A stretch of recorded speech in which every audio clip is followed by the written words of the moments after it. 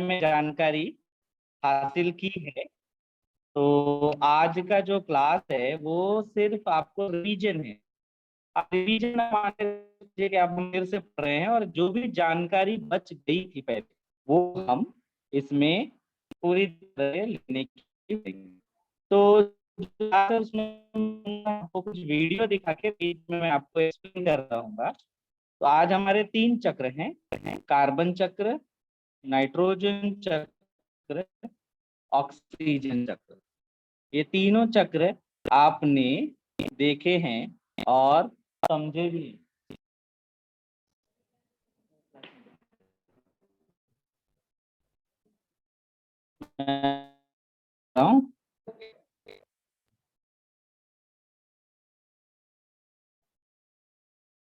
तत्व है जो प्रकृति में मिलता है, है क्रमांक 6 है आपकी 9वीं बुक में भी कार्बन का एक पार्ट।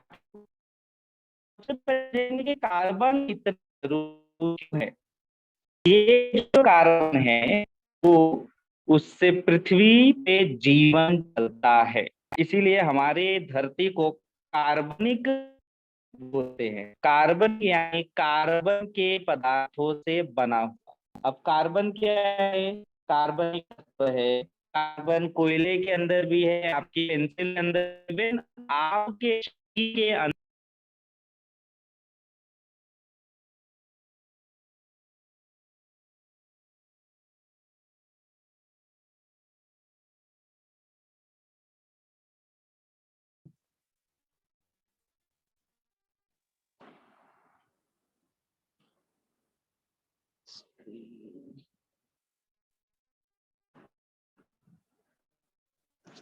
हाँ, कार्बन हमारे शरीर के लिए जरूरी क्यों है? का कार्बन हम यूज करते हैं, और हम जब मर जाते हैं तब कार्बन ही हमारे शरीर में से निकल के मिट्टी में चले जाता है। अब आप बोलेंगे हम कार्बन कैसे खाते हैं, हम पेंसिल कोयला खाते नहीं। तो ध्यान दीजिए, हम रोटी खाते हैं, चावल खाते हैं, फल खाते हैं, कोई खाना खाते हैं, उसमें होता है कार्बोज पदार्थ। एक सिंपल शब्द आपने सुना होगा जिसको बोलते हैं ग्लूकोज। हम कुछ भी खाए वो ग्लूकोज में बदलता है हमारे शरीर में, और ये ग्लूकोज का ही बना होता है। इस प्रकार हम खाते हैं कार्बन जिंदा रहे, और मरने के बाद जो हमारे शरीर का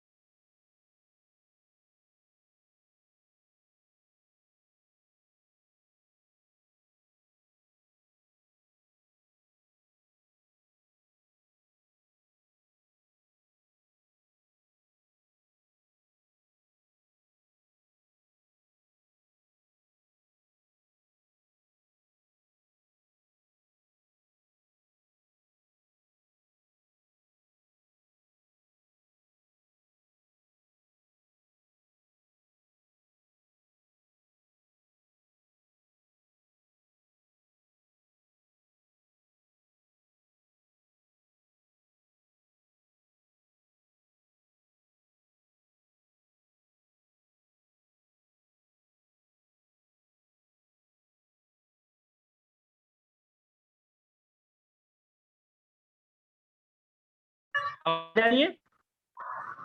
ओके,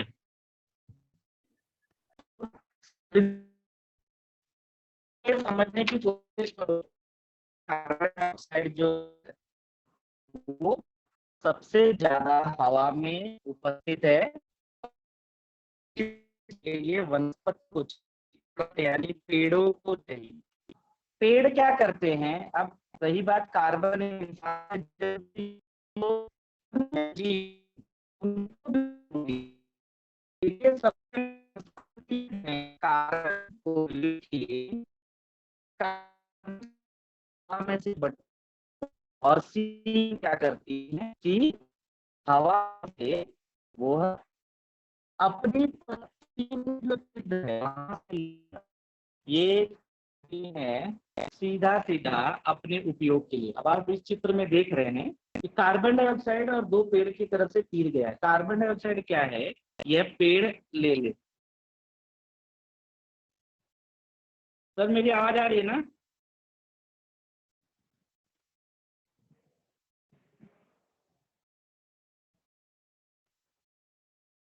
सर आवाज आ रही है?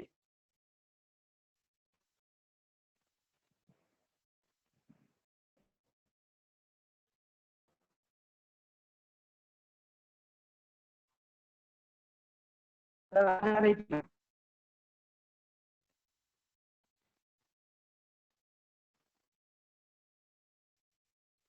ठीक है, हम देखते हैं कि पेड़ ने अपनी पत्तियों द्वारा यह कार्बन डाइऑक्साइड लिया और एक प्रकाश संश्लेषण की क्रिया की। प्रकाश संश्लेषण क्या है? पत्तियों द्वारा कार्बन डाइऑक्साइड के अंदर जाते हैं, धूप और पानी की वजह से प्रकाश संश्लेषण करते हैं और बदले में हमको देते हैं वो क्या?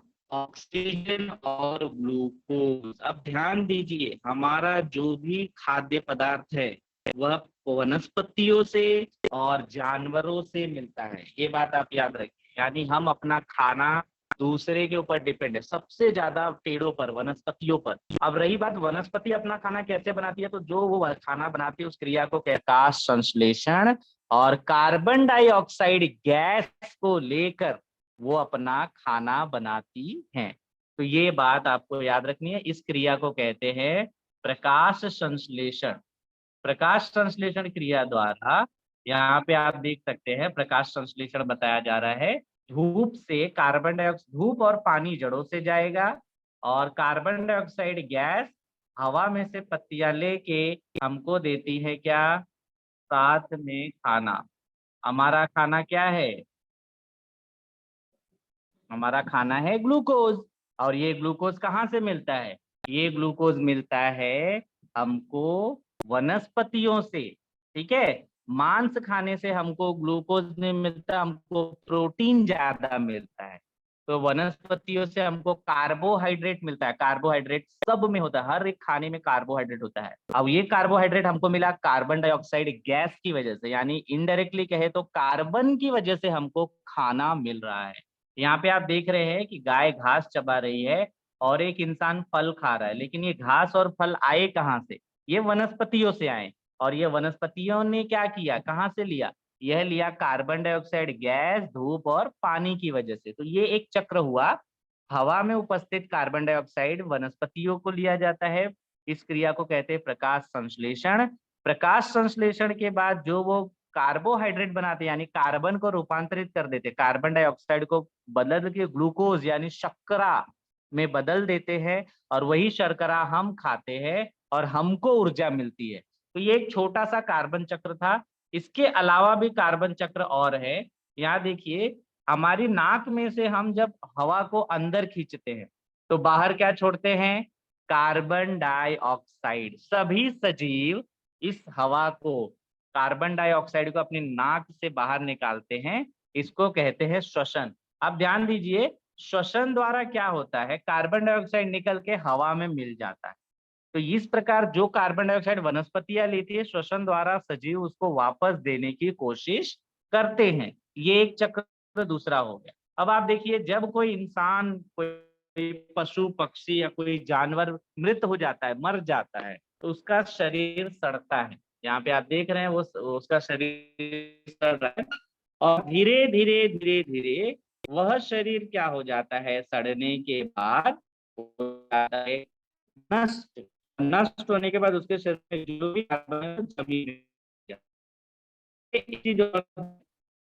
कि जब जमीन में कार्बन मिल गया तो जो सजीव के शरीर से गया था वो कार्बन वापस जमीन से जो पेड़ निकलेगा उस पेड़ के द्वारा वापस किसी और सजीव के शरीर में चला जाता है। तो देखिए, पहले शरीर में गया, शरीर से जमीन में गया, जमीन से वापस पेड़ में गया, पेड़ से वापस शरीर में गया।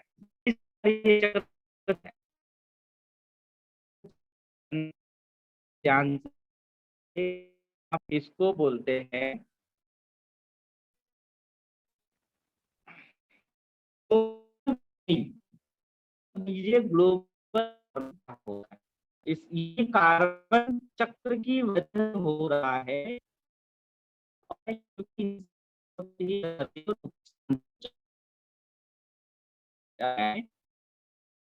करना पड़ेगा। यहाँ ध्यान दीजिए, जब कोई शरीर नष्ट होता है तो सूक्ष्म जीव उसको नष्ट करते हैं, यानी उसको खत्म करके छोटे छोटे अणुओं में बदल के जमीन में मिला देते हैं। लेकिन कभी कभी क्या होता है, भूकंप, बाढ़, तूफान, ये के कारण जो शरीर होता है, कोई मृत शरीर, पेड़ पौधे, सजीव, वो सीधा जमीन के अंदर बहुत गहराई में दब जाते हैं। और वो करते नहीं है, बहुत ज्यादा गर्मी और दबाव की वजह से वह बदल जाते हैं पत्थर के कोयले में, प्राकृतिक गैस में, जिसको आप सीएनजी, एलपीजी बोलते हो, और पेट्रोल, ये सब बदल जाते हैं। पेट्रोल डीजल में बदलने के बाद उसको बोलते हैं जीवाश्म ईंधन, तो जिसको इंग्लिश में बोलते हैं फॉसिल फ्यूल। देखो, जीवाश्म ईंधन क्यों बना? सजीव गहरे में जमीन के नीचे दब गए, दबने के बाद वो सड़े नहीं, उनका रूपांतरण हो गया, गर्मी और दबाव के कारण उनका रूपांतरण हो गया कोयला में, पेट्रोल डीजल तेल में और गैस में।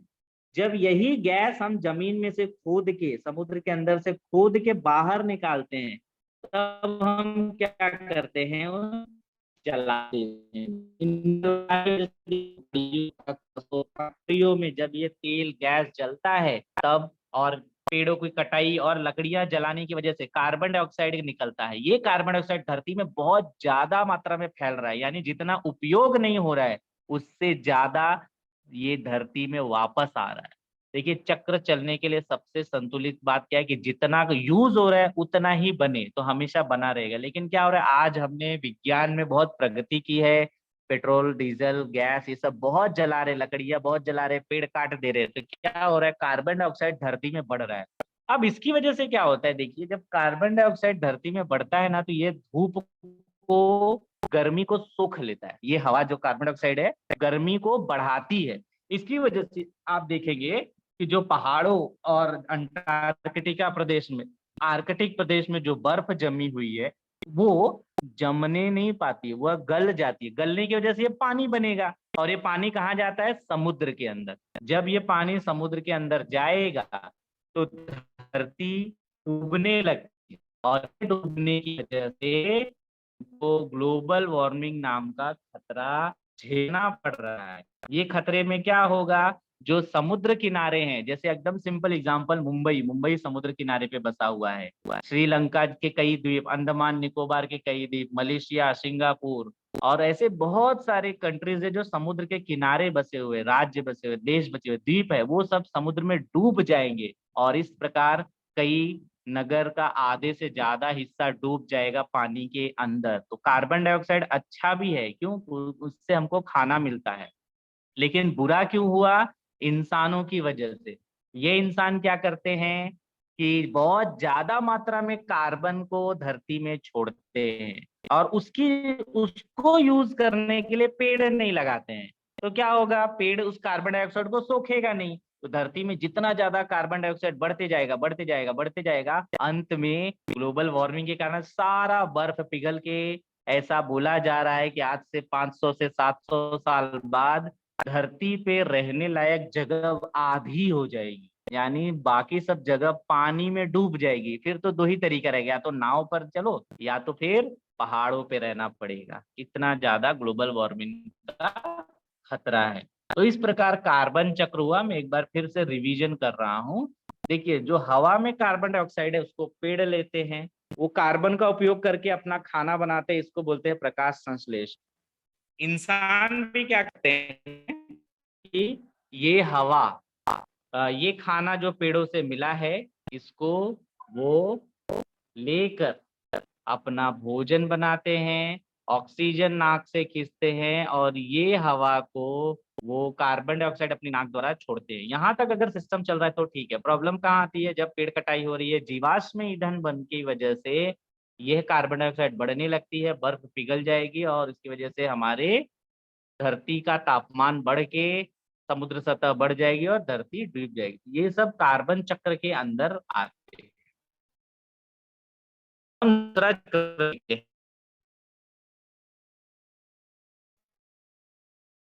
है चक्र। मुझे उम्मीद है कि आपको कार्बन कुछ डाउट नहीं है। अब लास्ट आंसर से अब हम दूसरा चक्र शुरू करते हैं, हमें ऑक्सीजन चक्र। ऑक्सीजन में क्या होता है? बहुत ही ये देखिए हमारे धरती पे जो सबसे ज्यादा गैस मिलती है वो सेकंड नंबर पे ऑक्सीजन। अभी ऑक्सीजन चक्र में होता क्या है? सबसे ऑक्सीजन जरूरी है। जो सभी सजीव हैं, पेड़ को भी लेके, कुछ ही ऐसे हैं जो हमेशा कार्बन डाइऑक्साइड लेते हैं और बदले में ऑक्सीजन देते हैं। बाकी सारे लगभग 90% पेड़ क्या करते हैं? दिन में कार्बन डाइऑक्साइड लेते हैं, लेकिन रात में वो भी ऑक्सीजन लेते हैं। यानी रात में ऑक्सीजन की जो खर्चा है वो बढ़ जाता है। सबसे पहले ऑक्सीजन कहाँ? कार्बन डाइऑक्साइड लेते हैं, इसमें सकते हैं पेड़ ने हवा में से कार्बन डाइऑक्साइड ली और ये कार्बन डाइऑक्साइड क्या किया? उन्होंने भोजन बनाने ऑक्सीजन गैस हो गया। ये पेड़ ऑक्सीजन गैस जो हमको दी, ये सजीव अपनी नाक से अपने फेफड़ों तक। अब ध्यान दीजिए, सजीव में सिर्फ इंसान नहीं आते, सभी प्रकार के सजीव, चाहे वो एक कोषीय हो, चाहे बहुकोषीय हो, चाहे उड़ने वाले हो, रेंगने वाले हो, कीड़े मकोड़े, चाहे जो हो, सब लोग ऑक्सीजन लेकर अपना लाइफ आगे रन करते हैं और बदले में कार्बन डाइऑक्साइड देते हैं। ये एक छोटा सा कार्बन का ऑक्सीजन का चक्र है। हवा में से कार्बन डाइऑक्साइड ऑक्सीजन अंदर जा रहा है, बदले पेड़ को कार्बन डाइऑक्साइड देते हैं। कार्बन डाइऑक्साइड हवा में मिल जाता है, हवा में से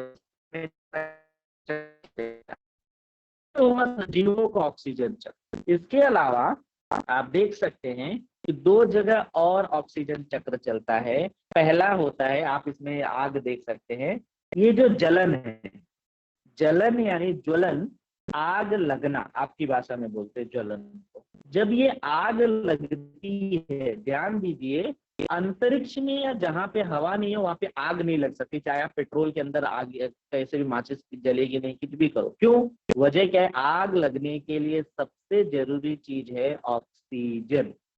अगर ऑक्सीजन है तो आग लगेगी, अगर ऑक्सीजन नहीं है तो आग नहीं लगती है। इस प्रकार आप देख सकते हैं कि ऑक्सीजन चक्र बहुत जरूरी है, सांस लेने के अलावा जलने के लिए।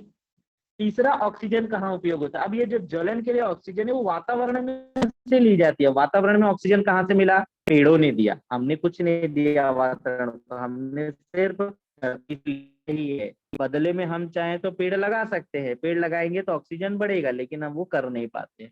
तीसरा ऑक्सीजन चक्र जो है वह होता है केमिकल के अंदर। बहुत सारे केमिकल में ऑक्सीजन यूज होता है और अलग अलग केमिकल्स, दवाइयाँ, बहुत कुछ बनाया जाता है जो कि ऑक्सीजन की होता है। इसके अलावा आपने कोरोना काल में एक देखा, ऑक्सीजन हॉस्पिटल में सांस लेने के लिए भी अलग सिलेंडर में भर के यूज किया जाता है। लेकिन आप ध्यान दीजिए, ये ऑक्सीजन आया कहाँ से? वो लोग हवा में से ही ऑक्सीजन को मशीन द्वारा निकाल लेते हैं, शुद्ध ऑक्सीजन। हम अभी जब नाक से सांस लेते हैं तब ये ऑक्सीजन नहीं जाती, बाकी सारी गैसें भी जाती हैं। लेकिन अगर हमने मशीन द्वारा इसको अलग किया तो क्या होता है? हवा में से सिर्फ ऑक्सीजन निकल के इस द्रव रूप में सिलेंडर में जमा करते हैं और हॉस्पिटल्स में भी देखें, जैसा कि आपने आजकल टीवी में देखा है। यहाँ पे आप देख लीजिए कि एक अलग प्रकार का ऑक्सीजन चक्र है जिसमें इंसान शामिल नहीं है। ध्यान से देखिए, धूप और कार्बन डाइऑक्साइड से पेड़ ने कार्बन डाइऑक्साइड को लिया और हमको बदले में ऑक्सीजन दिया। ये ऑक्सीजन पशु पक्षी ने उपयोग किया। लेकिन यहाँ पे आप देखिए पानी के अंदर H2O लिखा है। अब आप ध्यान दीजिए, पानी बनने के लिए, जो कि हमारे जिंदा रहने का प्रमुख आधार है, बिना पानी के हम मुश्किल से ही जिंदा रह पाएंगे बहुत ज्यादा दिन, तो ये जो पानी बना है ये किस वजह से बना है? हवा में से ऑक्सीजन और जमीन में से हाइड्रोजन दोनों मिलकर यह बनाते हैं पानी। पानी का फॉर्मूला है H2O। तो इस प्रकार हमको पानी बनने के लिए हवा तो चाहिए ही चाहिए जिंदा रहने के लिए, लेकिन हमको पानी भी है। और ये पानी कहाँ से ये ऑक्सीजन की।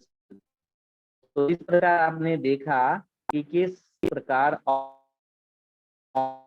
देखे आपने सूर्य प्रकाश देखा।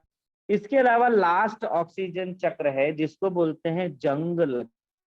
कि आपके घरों में जो खिड़कियां है, दरवाजे, कीले, यहाँ पे देखो एक नाव दिखाया जा रहा है, एक कील दिखाई जा रही है, सब में जंग लगा है। तो विद्यार्थी मित्रों ये ध्यान दीजिए कि जंग लगने का सबसे प्रमुख कारण है ऑक्सीजन। और अब ध्यान दीजिए ऑक्सीजन वाले हैं, जंग भी होता है, हवा से ऑक्सीजन जाती है। और पानी जहाँ पे नमी हवा में होती है, इस प्रकार वहां भी ऑक्सीजन यूज होती है। तो देखिए ऑक्सीजन कम होती जा रही है और कार्बन डाइऑक्साइड बढ़ता जा रहा है। इस चक्र को बिगड़ रहा है। ये चक्र, चक्र का आकार गोल से चौकोन होता जा रहा है, त्रिकोण होता जा रहा है, जाएगी और अंत में प्रॉब्लम इंसानों को ही होने वाली है। तो इंसानों को चाहिए कि जल्द से जल्द अधिक से अधिक पेड़ लगाए ताकि कार्बन डाइऑक्साइड कम हो और ऑक्सीजन बढ़े। वो दिन दूर नहीं है जब सब लोग पानी में नाव के ऊपर रहना शुरू करेंगे, वरना और जमीन तो बचने वाली नहीं, क्योंकि बर्फ पिघल के सब डूब जाने वाला है। तो अभी मैं वापस आपको ये रिवीजन करता हूँ कि कैसे ऑक्सीजन चक्र आपने पढ़ा, मैंने आपको बताया ऑक्सीजन कैसे हमारी नाक में से कार्बन डाइऑक्साइड जब हम पेड़ों को लिया जाता है, पेड़ उस पे ऑक्सीजन हमको देते हैं, ये ऑक्सीजन हमारी नाक से जाता है और सीधा सीधा ये नाक में जाने के बाद हम पेड़ को कार्बन डाइऑक्साइड देते हैं। दूसरा मैंने चक्र बताया ऑक्सीजन चक्र के अंदर कि ज्वलन, जब ज्वलन होता है, आग लगती है, तब ऑक्सीजन का उपयोग करके आग लगती है। ये ऑक्सीजन उपयोग किया जाता है, आग लग गई। और फाइनली तीसरा मैंने बताया कि जो केमिकल कंपाउंड है, यानी रासायनिक जो पदार्थ है, दवाइयां है, फिनाइल है, केमिकल्स है, इसको बनाने के लिए भी ऑक्सीजन का उपयोग किया जाता है। फिर मैंने आपको बताया कि पानी जब धरती बनता है तो हवा की ऑक्सीजन का उपयोग होता है, ये धरती में बनता रहता है अपने आप। और लास्ट मैंने आपको बताया हॉस्पिटल में भी आपको ऑक्सीजन की जरूरत पड़ती है ताकि आप सांस ले सके, पेशेंट जो है सांस ले सके। तो इस प्रकार ये ऑक्सीजन था। नाइट्रोजन चक्र, नाइट्रोजन चक्र क्या है आपको समझना पड़ेगा। सबसे ज्यादा जो गैस हवा में उपस्थित है वह है नाइट्रोजन। इसका संकेत है N। आप यहाँ पे पीला बिंदु देख सकते हैं, येलो कलर का ऊपर देता है, नाइट्रोजन है। 78%, अगर 100% हवा है तो उसमें से 78% गैस जो है वो नाइट्रोजन है, बहुत ज्यादा है नाइट्रोजन। लेकिन सबसे बड़ी प्रॉब्लम है, ना तो इसको पेड़ सोख पाते हैं, ना तो इंसान नाक से अपने शरीर में ले पाते हैं। लेकिन विद्यार्थी ध्यान दो कि नाइट्रोजन हमारे शरीर के लिए बहुत जरूरी है। हम जिंदा ही नाइट्रोजन की वजह से है। आप देख सकते हैं हमारे बॉडी में प्रोटीन है, जो भी मांस है वो प्रोटीन है। हमारे बॉडी में जो भी केमिकल है, जो कुछ भी क्रिया चल रही है शरीर में, सब में नाइट्रोजन का कोई ना कोई योगदान है। इसका मतलब हम हवा से, धरती से नाइट्रोजन नहीं ले पाते, जितनी ज्यादा है 78%। लेकिन नाइट्रोजन था तो हम जिंदा नहीं रहेंगे। मन में सवाल आता है नाइट्रोजन आखिर हमको मिलते हैं, पेड़ ले इन हवा में से खींच ले। नाइट्रोजन इतना ज्यादा है लेकिन है इंसान है, तब हुई कि भाई नाइट्रोजन चाहिए, लेकिन हम ले, तो हमको ले कैसे? तो उस दुनिया बनाने वाले ने, उस शक्ति ने, उस ऊपर वाले ने एक नया तरीका खोजा। हमको क्या किया, दाल वाले पेड़ पैदा किए। ये दाल वाले पेड़ कैसे? अरहर, चना, मटर, मूंग, ये सब होते हैं, सोयाबीन, बीन्स, सब दाल होते हैं। उनकी जड़ों में आप देख सकते हैं कि जो दाल वाली फसलें हैं,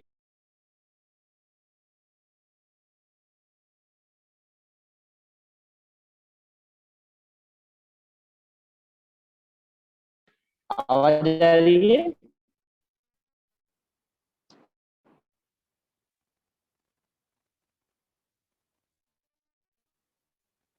हाँ, तो जो दाल वाली जड़ें हैं, मैं आपको जैसे कि बता रहा था, ये दाल वाली जड़ों में आप देख सकते हैं कि एक स्पेशल, विशेष प्रकार के सूक्ष्म जीव रहते हैं।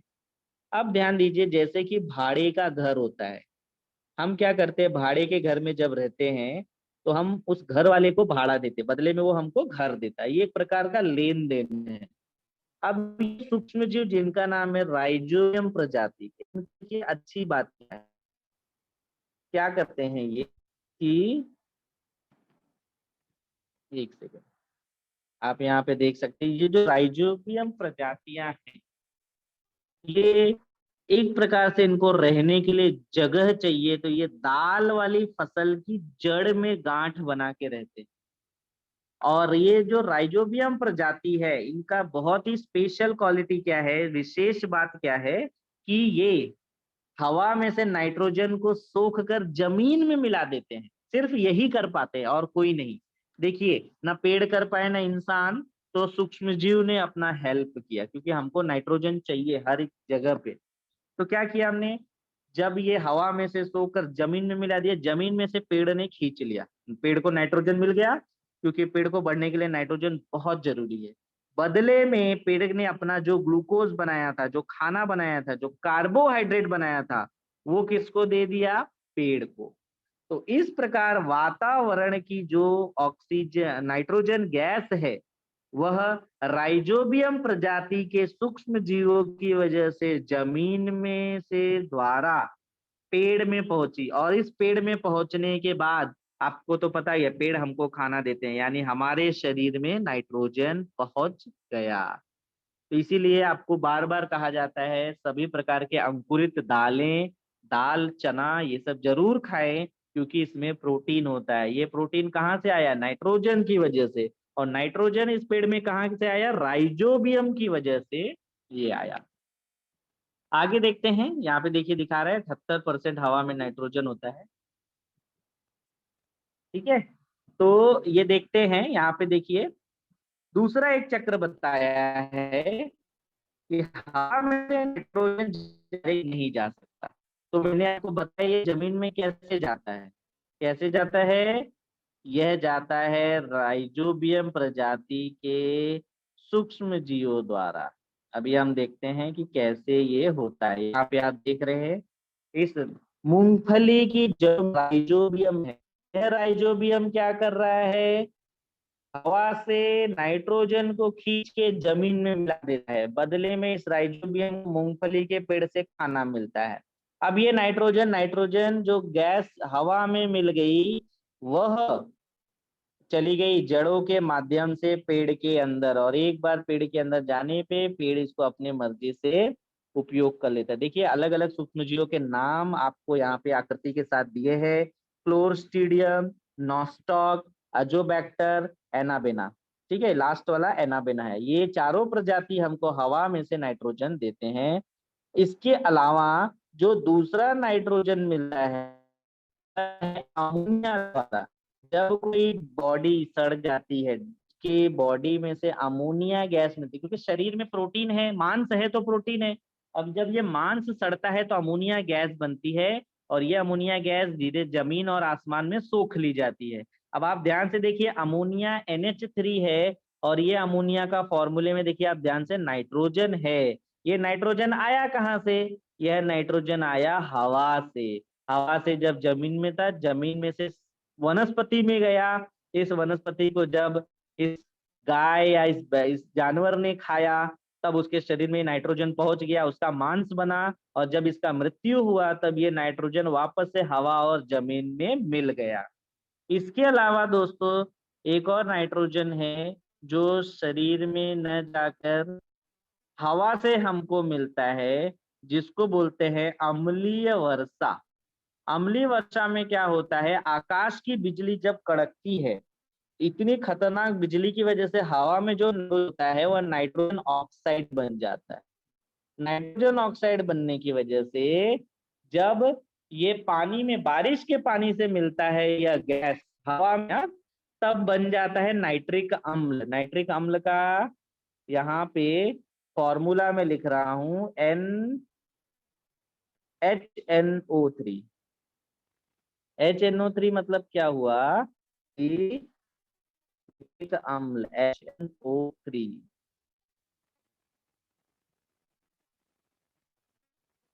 HNO3, इसका मतलब है यह अम्ल है, अम्लीय वर्षा होती है, इसीलिए इसको अम्लीय वर्षा बोलते हैं। लेकिन इसका प्रॉब्लम क्या है, जहां पे ये पानी में आया वहां की जमीन बंजर हो जाती है, खेती खराब हो जाती है और पानी पीने लायक नहीं होता है।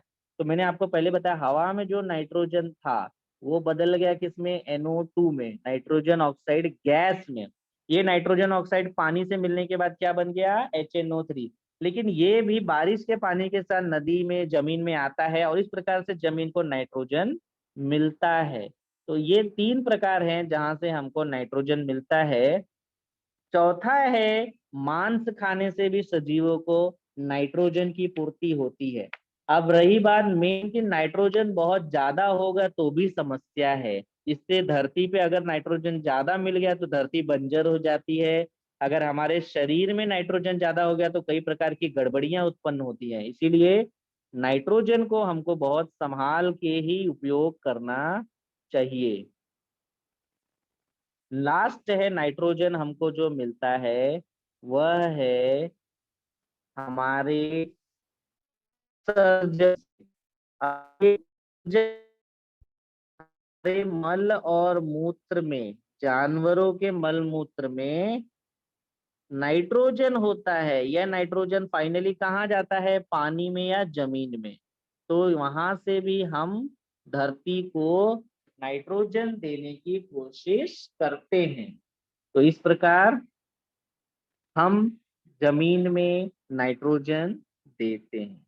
तो यहाँ पे मैं आपको एक बार फिर से थोड़ा सा रिवीजन कर दे रहा हूँ, नाइट्रोजन चक्र कहाँ कहाँ से होता है। मैंने आपको बताया 78% नाइट्रोजन है, डायरेक्ट हवा में से जमीन में नहीं जा सकता।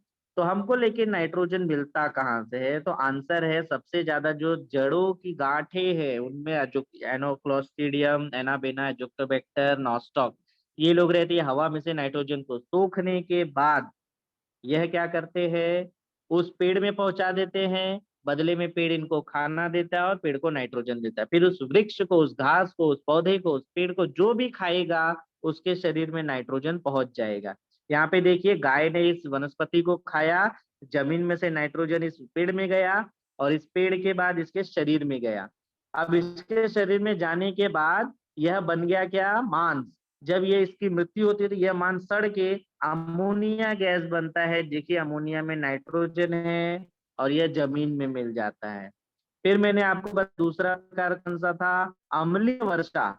अम्लीय वर्षा में क्या होता है, हवा के नाइट्रोजन, यहाँ पे देखिए NO2 बनता है। NO2 जब पानी से मिलता है तो नाइट्रिक अम्ल बनता है। यह अम्ल बारिश के पानी के साथ जमीन में मिलता है और इसी को बोलते हैं कि अम्लीय वर्षा हो रही है। यहाँ पे देखिए अम्लीय वर्षा का एग्जाम्पल दिया है।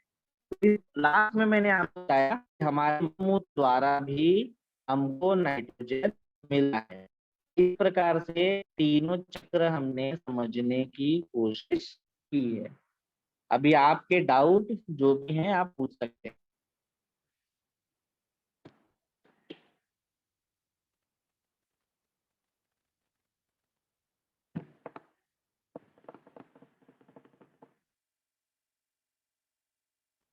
किसी को कोई क्वेश्चन है तीनों चक्र पे तो पूछ सकता है।